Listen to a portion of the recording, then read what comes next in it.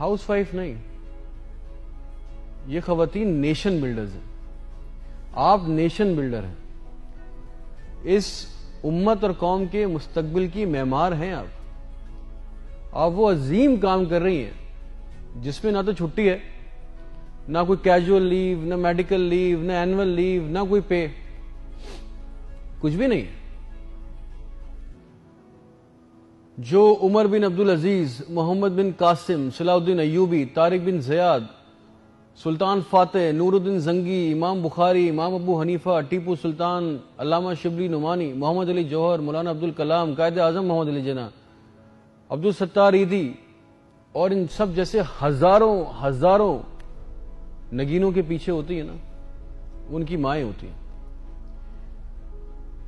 جو ان کی تربیت کرتی ہیں، ان کو پڑھاتی ہیں، اچھے بری کی تمیز سکھاتی ہیں، ان کے اندر اپنا نظریہ پیوست کرتی ہیں، ان کو ایک مقصد دیتی ہیں، ان کو بہت مقصد بناتی ہیں. معاشرے کو مضبوط اور مستحکم بھی آپ ہی بناتی ہیں، خاندان آپ بناتی ہیں، خاندان سے معاشرہ بنتا ہے.